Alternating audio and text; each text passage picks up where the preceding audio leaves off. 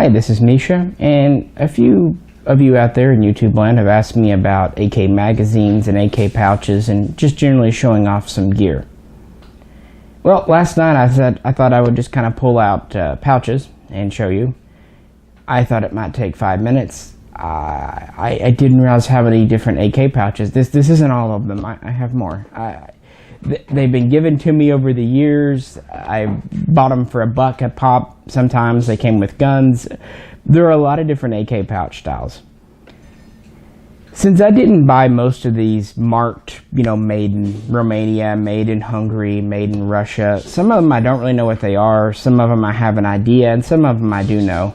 If you see one that I don't know what it is, or I say it's wrong, please let me know, because I'll update my mental inventory of what they're from. Obviously, since I can't look at pictures online of pouches to compare mine with those two, it's a little difficult for me. It's one of my shortcomings. But yeah, we thought we'd do a video looking at mag pouches and mags. And we'll start off with some Russians here. This is the early Russian 5-cell pouch. It has a pocket on the side for the cleaning kit, and it has a larger pocket down here for an oil bottle of some type. And it has neat little buttons. It holds 5 30-round mags. Has a kind of a belt type closure here. And then on the top, in addition to the closure, we have an eyelet, like that. I'll get into what's in it in a second, but yeah. Next, we have, oh, by the way, I do know these were used from the 1949 until about 1956. They made them, and then they would use them, till they wore out. So they were issued with the earliest AK47s or milled guns and so on and so forth. After the 5-cell, we would go to a 3-cell here, and this is an earlier pattern of 3-cell. We have a pocket on this side for the cleaning kit, a pocket on this side for an oiler, just a simple button closure. And inside I've got the early Russian slab side mags. These were issued with the original AK-47s type 1, 2, 3. And they would issue 4 or 5 with the gun, and oftentimes they would have the gun's serial number electro-penciled on them. These are heavy-duty mags made of stamped and welded steel. They are durable, they're blued, very high quality, but they are very weighty and somewhat expensive to manufacture. But again, they're very slab side. Now that would be replaced in Russia. Get over here, my next pouch. There were 2 competing designs. One design, and this is the same style of pouch, a little bit different coloration, but same Russian 3-pocket. There were 2 different competing mag designs in Russia. The AK-47 was a heavy gun, milled receiver. They wanted to make it lighter and faster and easier to mass produce, and that's where the AKM comes from. To go along with the lighter and cheaper to produce rifle, they wanted to have a lighter and cheaper to produce magazine. Tula would come up with this design, the one you know today, and it would become standard. It is made of thinner, welded together steel, and they added these ribs for strength. If you put ribs, or you vary the thickness or you vary the direction of stamped steel, it actually makes it quite a bit stronger. They even did it on the floor plate, as you can see. So they went to a thinner gauge steel, but they made it just as strong as the slab side by putting ribs in it. And these would be ubiquitous everywhere. We'll see these in most all of these pouches. 30 rounds, yada yada. But that's what Tula came up with. It worked. Izhevsk, on the other hand, today many know it as Izhmash, came up with this. This is the so-called Russian waffle pattern magazine, also known as an alloy because it's made of alloy. It too has reinforcement in the guise of ribs and valleys, and actually quite a bit more than the stamped steel, because the alloy is very light and thin. Even the floor plate and the follower might even be, I think the follower may be steel or it may be alloy, and the spring of course is steel, but the body and the base plate are definitely alloy. These are extremely light, which is awesome, and not too difficult to mass produce, but they are very flimsy. They would make these for a time. No one knows exact production numbers or dates. I've seen dates as early as 1958 for when they started making them, and as late as 1960. But they would make them for a few years, try them out. They didn't work, and they would actually pull them from service. They were never officially adopted to begin with, but they would pull them from service by the early to mid 60s in Russia, and they would either destroy them, put them in landfills, or they would give them away to allies. I know that East Germany and Egypt, for example, kind of turned up with quite a few of the Russian alloy mags. So they made a number of them, but they weren't terribly successful. Now back to our 5-cell here. What I've actually got in it, even though it's not truly correct, are the Russian AG4 mags, which are reinforced fiberglass. They have metal reinforcement and a metal floor plate, and then a body made of fiberglass material. A lot of people call this Bakelite, and it does resemble it. I'm not really sure why they went to the reddish, orangish color, but they did. This version would be adopted in Russia in 1968, and it really combines the lightweight of the alloy mag with better durability, more like the steel mag, and they were also pretty easy and fast to mass produce. What's nice about this material, it won't bend. It either cracks, shatters, or not, and it doesn't rust, so it had a lot of advantages. This is a variation, I believe it's Ishesk. Have a flat back here, flat floor plate. Have a few different ones in here. Let's see what else I've got in here. I've had this for so long. We have another Ishesk here. This one has a spine in the back, more so. And it has a ribbed floor plate, I'm sure for better strength. The locking tabs are metal, and there's a metal kind of framework or skeleton in there. I think we got another Ishesk just like that.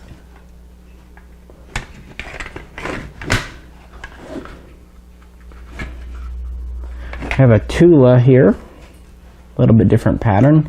It doesn't have the spine so much in the back, just a smooth seam, but it does have some stamping on the floor plate. Got the Tula star here. These are all, of course, 30 rounds. Come on. And here is another Tula. This one does have the very pronounced spine in the back.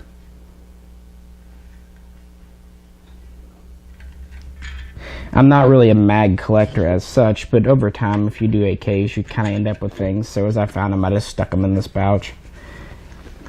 Actually, I think when this pouch came to me, it had some Bakelites in it. Not necessarily these exact ones, but yeah, they would introduce those in 1968 for the 762 AKM. And, well, really use them up through today, if not at least the 90s. So those were the Russian pouches. There's also a Russian 4-cell, which I don't have one yet, but I'm sure one day I'll acquire one. Let's look at some Hungarian pouches. They made a boatload of types. This is a Hungarian 5-cell pleather or leather blend. Has a large pocket on the side, and then a small one here, and then a medium one here. Internally, we have a buckle.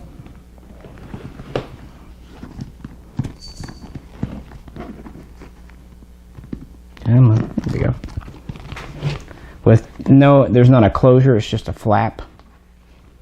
And then your mags are inside. Actually, the mags in this one, I believe, are, yeah, they're Yugo. I'm not too particular about getting the exact right nationality in a pouch. It's just, I like having my mags in pouches. It makes going to the range a lot easier, and it protects your mags. Like, for example, when we were setting up this video, the table's leg wasn't completely secure and it fell over, or kind of collapsed. And if the mags had just been laying on the table, they would have banged against the tile floor. But since they're in pouches, they're fine. Another version of the leather pouch, or pleather, from Hungary. I know people get mad when I say Hungary. In Russian it is. We have a pretty large pouch on the side for your cleaning kit and a tool kit. We have a shorter, wider pouch on this side for a 2-chamber oil bottle. We don't have the shoulder strap, just belt loops. Very similar, if not exactly the same fastener here. Same kind of flaps. And now we hold 4 Hungarian 20-round mags. This is a Hungarian 20.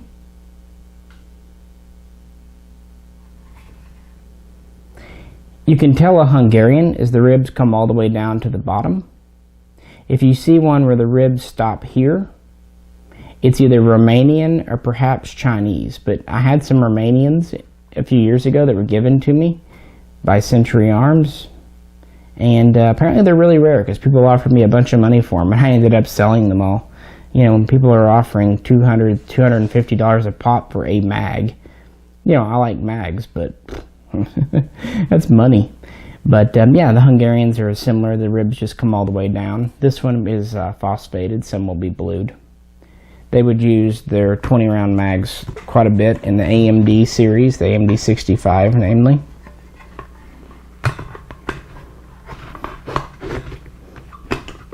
Again, there's no real closure, they just fold over. Good idea though, protects the tops.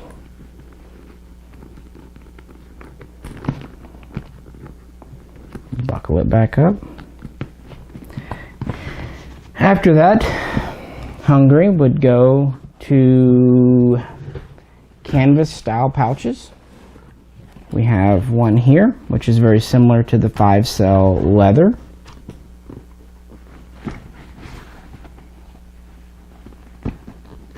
Same type of closure. Now this does have a button on the top to keep it closed. And it just has a standard Hungarian 30-round mags. They're basically an exact copy of the Russian pattern. There are minor variations in the 30-round mags between Russia, Bulgaria, Poland, so on and so forth. But it has to do with just the ribbings and stuff, and they're really all about the same. I tend to use them interchangeably. Again, I shoot my guns, so I'm not going to get too hung up on matching every pouch to every nationality. Large pocket here for some cleaning kits. The Hungarian guns actually came with quite an expansive cleaning kit, including a wrench to remove the muzzle device if it got stuck on. This is kind of a neat material. It kind of reminds me of an old communist suit from the 50s. Has a really neat texture. Shoulder strap. To go with that one, they had a slightly smaller version here, which holds 4 30-round mags, and we have a smaller pocket on the side, just a generally more compact version, but we still have a shoulder strap. It fashions about the same. And finally we have a canvas version for the 20-round mags. Type of buckle here. We don't have a button closure, we actually have a eyelet keeper type thing. And we hold 3 20-round mags again.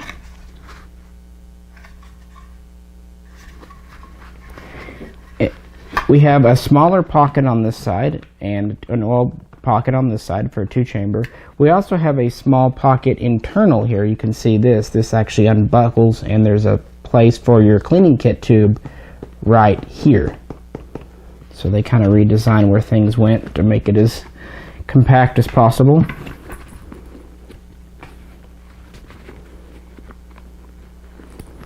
And those are the Hungarian pouches that I particularly have. There are a couple more minor variations. Again, I don't have nearly all the pouches available.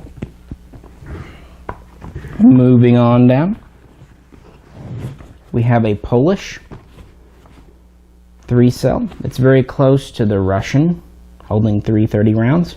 We have a compartment for a cleaning kit, but not a second for an oiler here. It's just flat.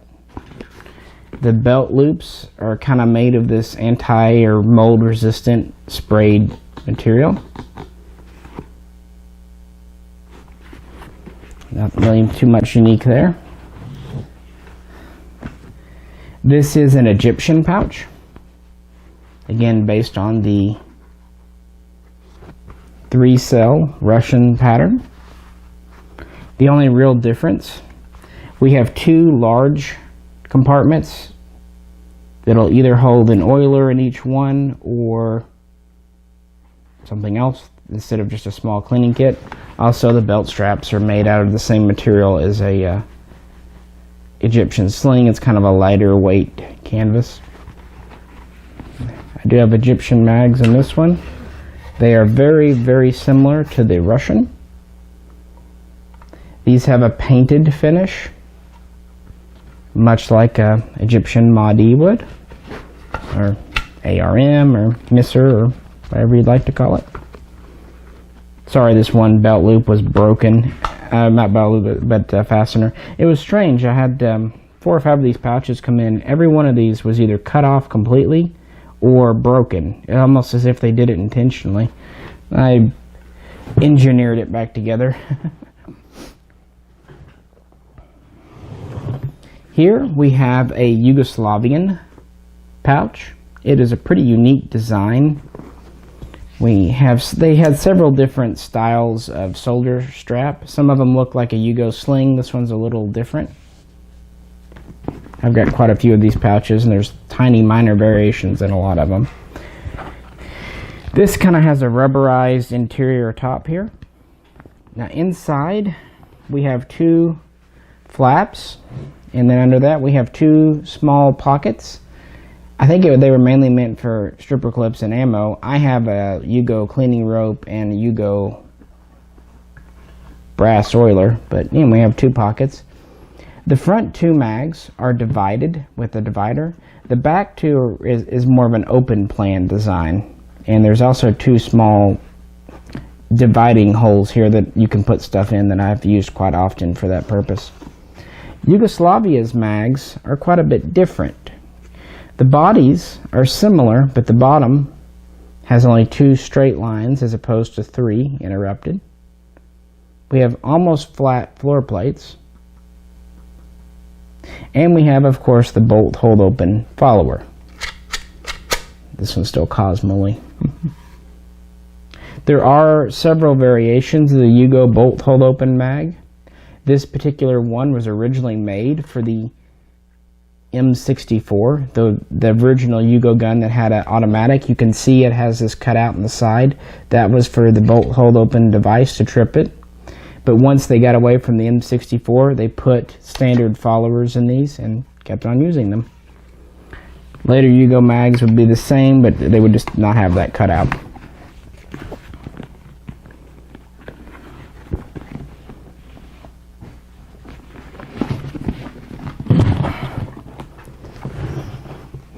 Hungarians. Now this is one that people are pretty familiar with. This is the Chinese chest rig. You can actually see it in our Chinese Type 56 video. We have quite a bit of storage on this thing. We have 2 small pockets on the outside. We have 2 larger pockets, still medium sized, but here. And then we have a space for 3 Chinese mags. And there are several variations of the Chinese magazine as well. This is probably the most commonly known one. This is the flat back. We have a very subdued spine in the back. Also, we have simplified ribbing down here. It's kind of similar to the Yugo. The original Chinese mags would be very much like the Russian pattern. Then they would go to this style. There would be a variation of this style with a chromed follower that was imported with Polytech guns. And there's even an all-stamped version, which is pretty neat. When I bought these mags, they were supposed to be the all-stamped version, but they weren't. I didn't see a reason to raise a fit. They are nice condition Chinese mags, so hey. This is one of the pouches I did actually seek out and buy along with the mags for it, just because it is a unique variation. China would also have a 4 and a 5 cell, more traditional belt and shoulder pouch too. Interestingly, they would issue a mag loader, which would use stripper clips to work with standard AK mags. You see mag loaders quite a bit, stripper clip guide loaders, for the AK-74 guns in 5.45, but you don't see them a lot for the 7.62 guns, so that's kind of neat. Have some clips there, cleaning kit here, yeah, spare flash hider because I had it and I stuck it in there.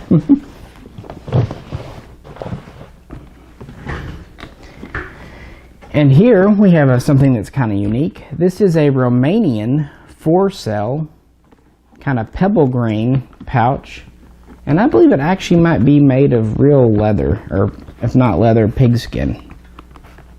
It just holds 4 typical 30-round mags. These are, I think, Romanian. I could be wrong. I think when I was filling this up a while back, I tried to put Romanians in it.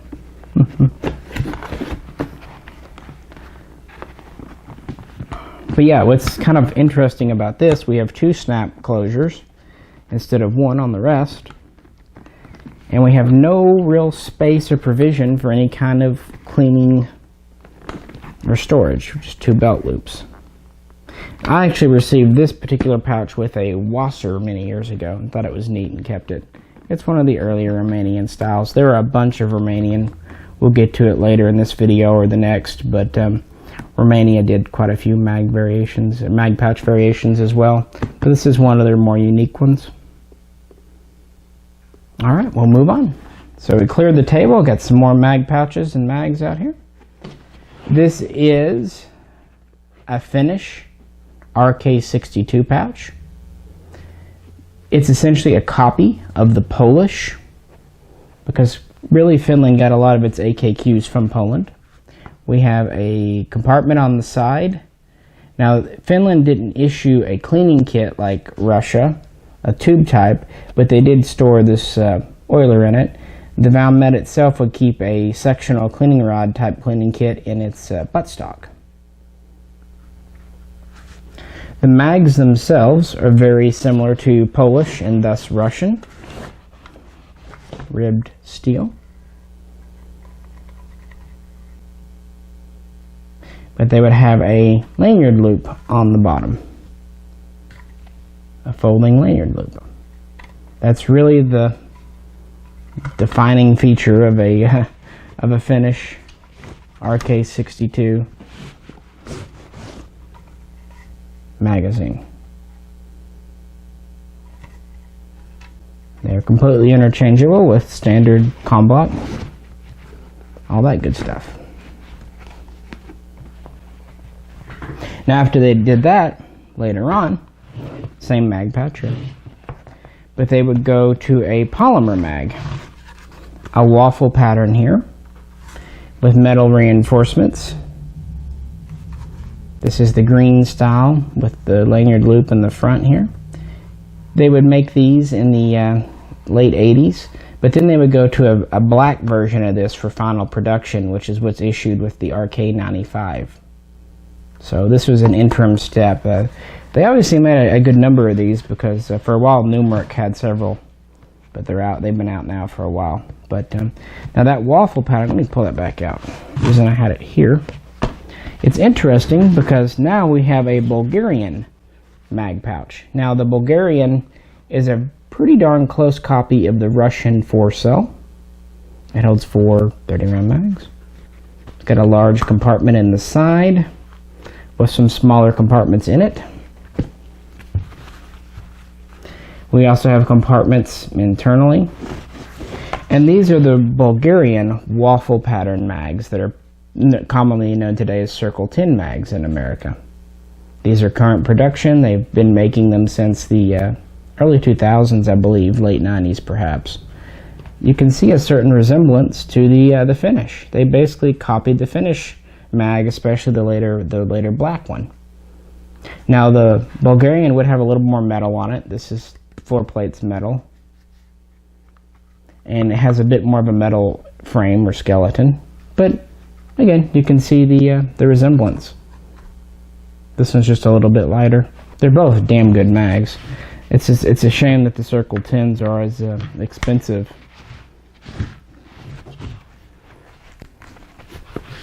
They are about 40 bucks or more unless you can catch them on sale. They've always been high, but they've really shot up in recent years.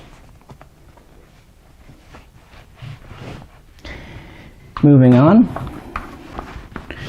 same Bulgarian style pouch.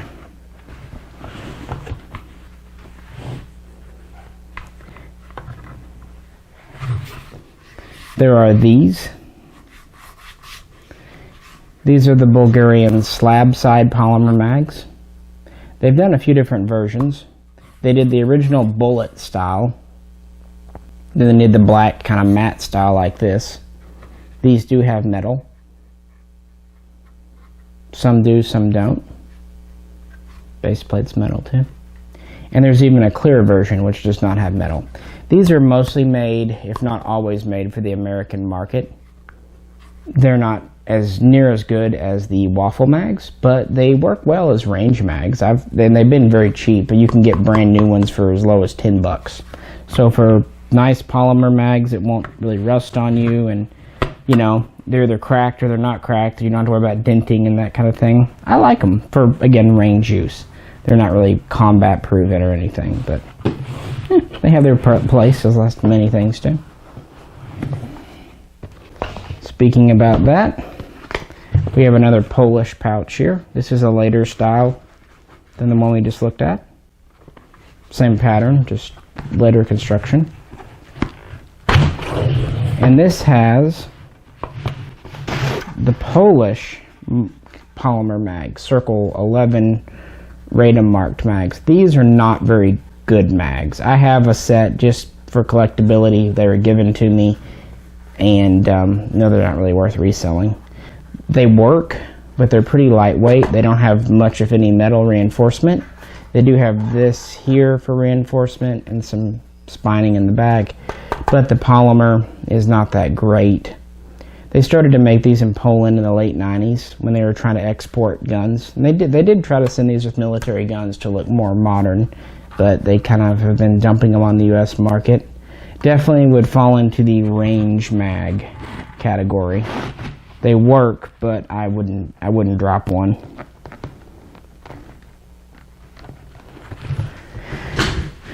Okay. Let's see what else we have out here. A couple of ones I want to mention. I don't have mags in this. This is an East German pouch. There's a few different styles of this as well. They have a solid style and a raindrop camo style. They also have a straight style and a curved style to accommodate the magazines.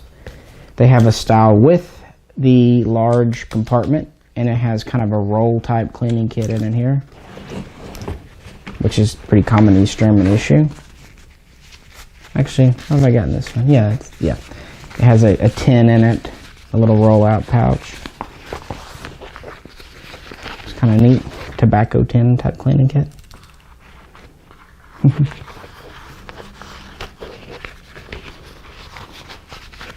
And they have a version that lacks any side pouch. And they would use these for the AK47 M's, AK47s, AKMs, and the AK74s in slightly varying types. Some will have internal spots for stripper clips, and those are generally for the AK74. These were very ubiquitous pouches for a long time. They were cheap, and they're very good. These types of closures are easy to open up.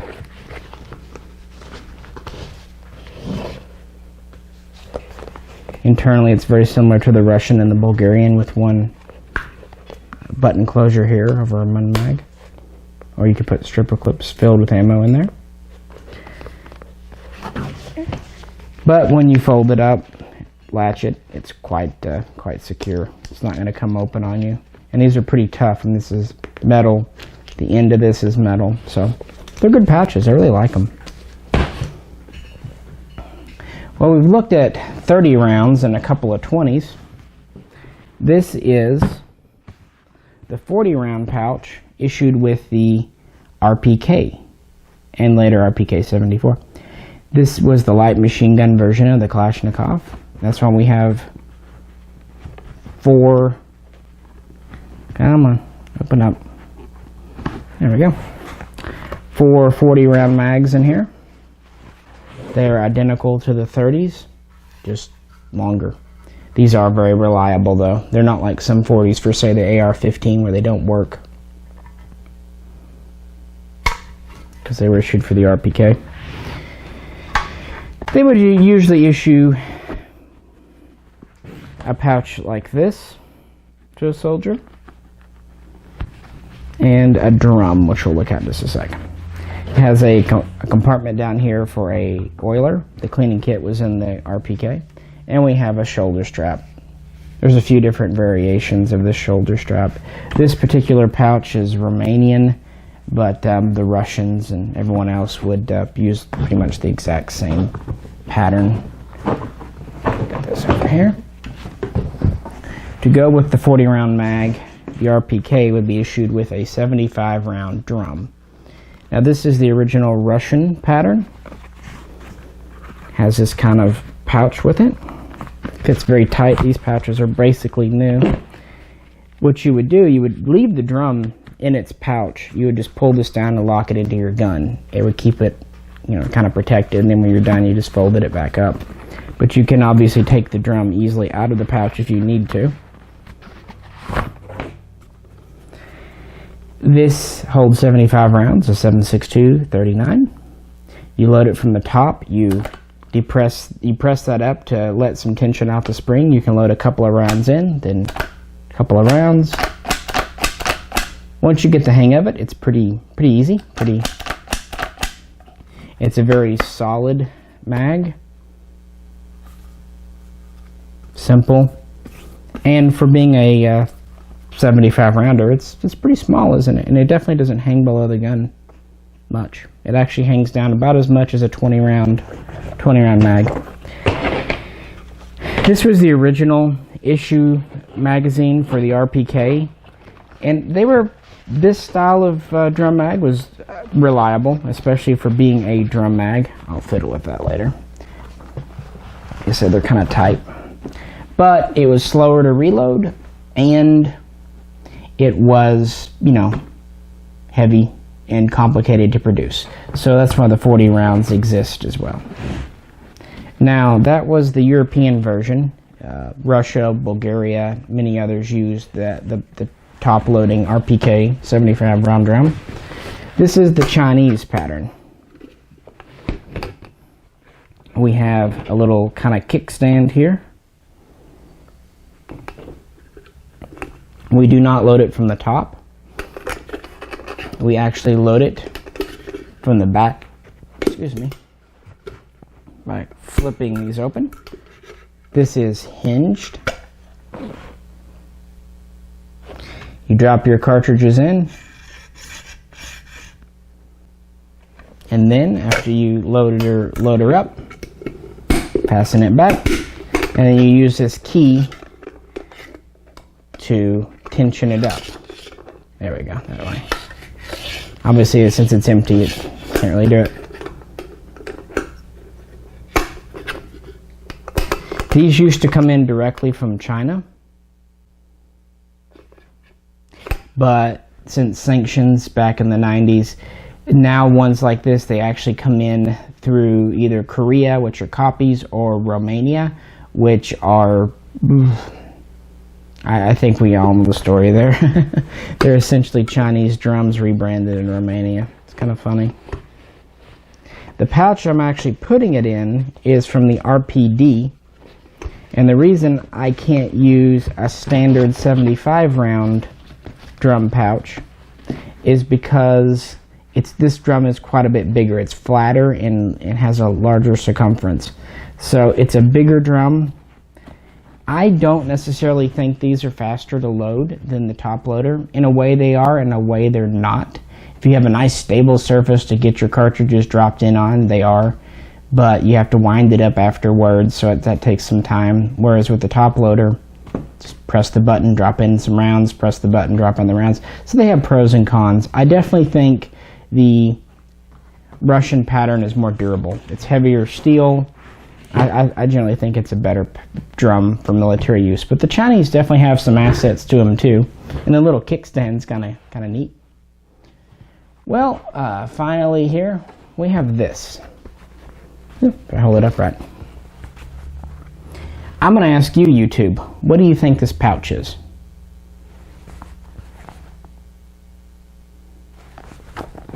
I received it quite a long time ago. It has closures here. These are made of plastic or polymer.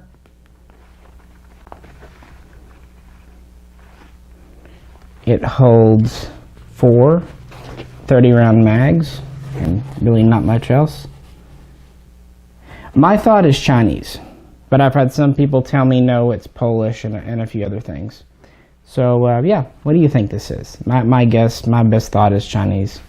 I can't remember where I got this. It came with something years ago, and I tend to hang on to interesting mag pouches. And it's actually a pretty usable one. You know, it's roomy, and these fasteners are very easy to use. It's just empty at the moment. I've had various things in it over the years. But I usually just keep empty mag pouches around for when I get a new rifle or a new mag set and put them in there. Well, that's about what I have to show you when it comes to 7.62 mags for the Kalashnikov. Hope this was everything you'd hoped it would be. I don't think it ended up being a 5-minute video as I originally thought it might end up being, but so it goes. If you have any questions or comments, please post them below. And if you do know what my mystery pouch here is, please let me know. If I'm right being Chinese or if it's something else.